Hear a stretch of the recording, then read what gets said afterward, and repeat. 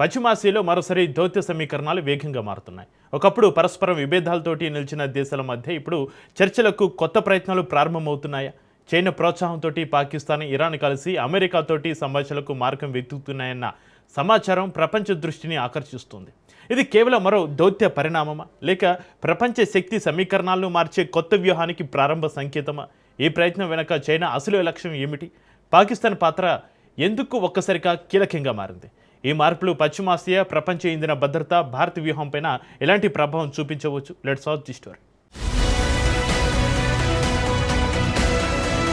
పశ్చిమాసియా రాజకీయాల్లో మరో ఆసక్తికరమైన వ్యూహాత్మక పరిణామం కనిపిస్తోంది. అమెరికా, ఇరాన్ మధ్య నిలిచిపోయిన చర్చలను తిరిగి ప్రారంభించే ప్రయత్నంలో పాకిస్తాన్ కీలక పాత్ర పోషించే అవకాశాన్ని అన్వేషిస్తోంది. అయితే ఈ ప్రయత్నం వెనుక అసలు ప్రధాన కారణంగా చైనా ఉన్నట్లు పలు వర్గాలు పేర్కొంటున్నాయి.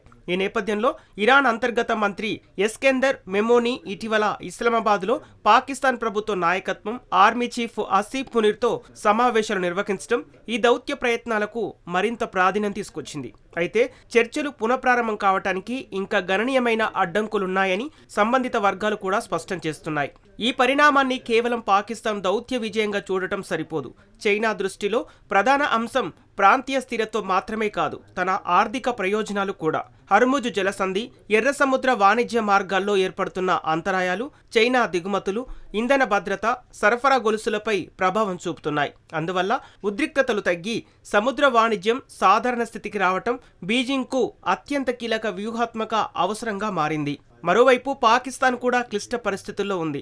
ఒకవైపు సౌదీ అరేబియాతో రక్షణ, ఆర్థిక సంబంధాలు కొనసాగుతుండగా మరోవైపు చైనా తన ప్రధాన ఆర్థిక భాగస్వామి. ఈ రెండు ప్రయోజనాల మధ్య సమతుల్యతను కాపాడుకుంటూ మధ్యవర్తి పాత్ర పోషించాలని ఇస్లామాబాద్ ప్రయత్నిస్తోంది.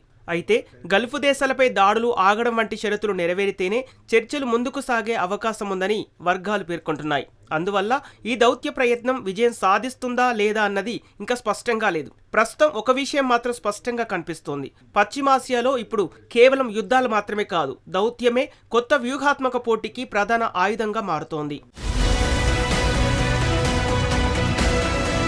ఇది కేవలం అమెరికా, ఇరాన్ చర్చలను పునరుద్ధరించే ప్రయత్నం మాత్రమే కాదు, పశ్చిమాసియాలో ప్రభావాన్ని పెంచుకునేందుకు చైనా అనుసరిస్తున్న దీర్ఘకాల వ్యూహంలో భాగంగా కూడా దీనిని చూడవచ్చు. గత కొన్నేళ్లుగా బీజింగ్ ప్రత్యక్ష సైనిక జోక్యానికి బదులుగా దౌత్య మధ్యవర్తిత్వాన్ని తన ప్రధాన బలంగా మార్చుకుంటుంది.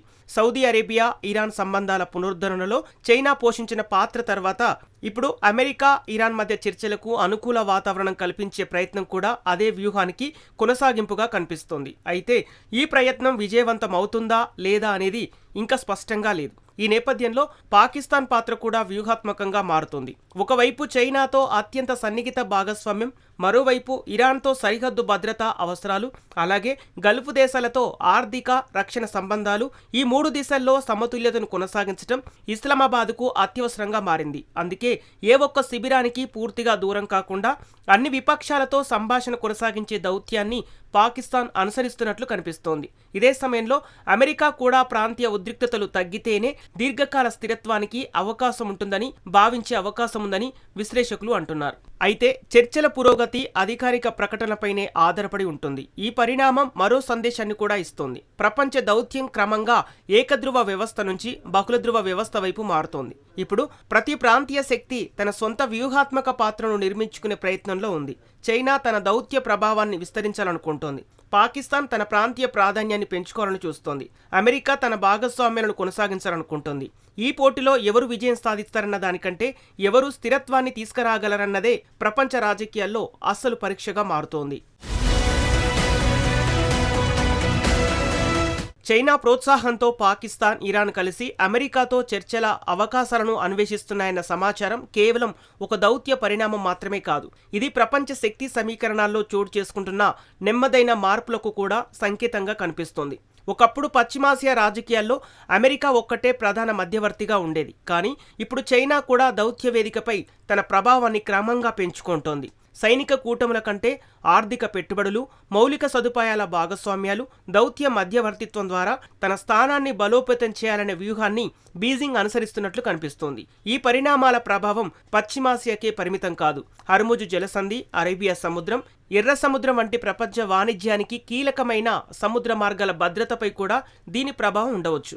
ప్రపంచ చమురు రవాణాలో గణనీయమైన భాగం ఈ మార్గాల ద్వారానే జరుగుతుంది. అందువల్ల ప్రాంతీయ ఉద్రిక్తతలు తగ్గితే ఇంధన సరఫరా గొలుసులు మరింత స్థిరపడే అవకాశం ఉంటుంది.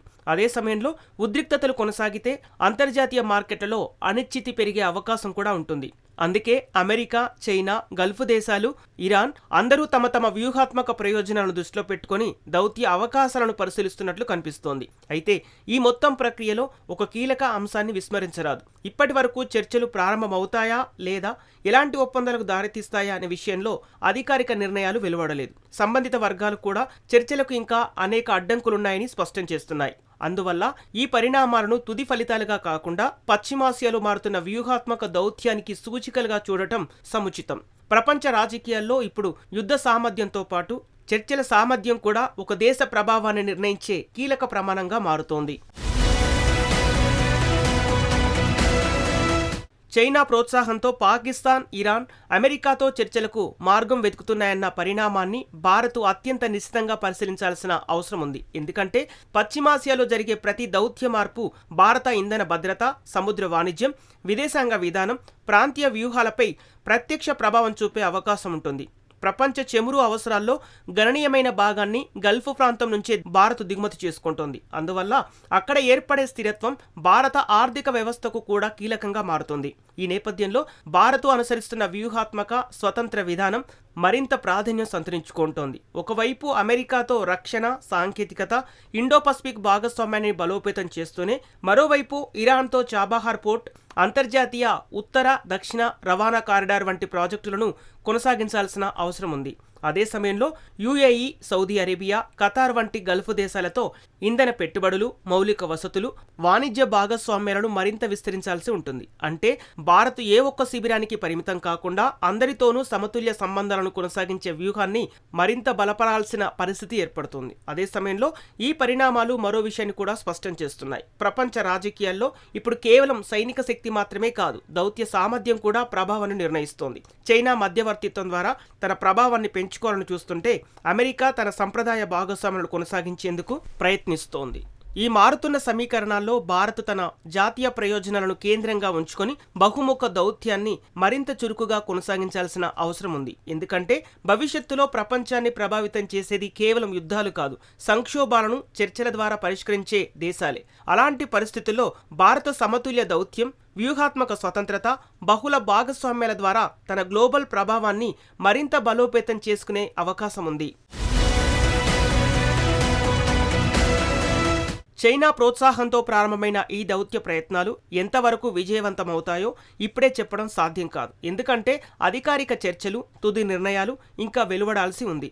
అయితే ఒక విషయం మాత్రం స్పష్టంగా కనిపిస్తోంది. ప్రపంచ రాజకీయాలు ఇప్పుడు కేవలం సైనిక శక్తితోనే నడవటం లేదు. దౌత్యం, ఆర్థిక భాగస్వామ్యాలు, ప్రాంతీయ సమతుల్యత, వ్యూహాత్మక సహకారం అంతే కీలకంగా మారుతున్నాయి. ఈ మారుతున్న ప్రపంచ వ్యవస్థలో భారత్ సమతుల్య దౌత్యం, వ్యూహాత్మక స్వతంత్రత, జాతీయ ప్రయోజనాలను కేంద్రంగా ఉంచుకొని ముందుకు సాగాల్సిన అవసరం మరింత పెరుగుతోంది. ఎందుకంటే భవిష్యత్తు ప్రపంచాన్ని ప్రభావితం చేసేది యుద్ధాలు మాత్రమే కాదు, సంక్షోభాలను అవకాశాలుగా మార్చగల దౌత్యమే.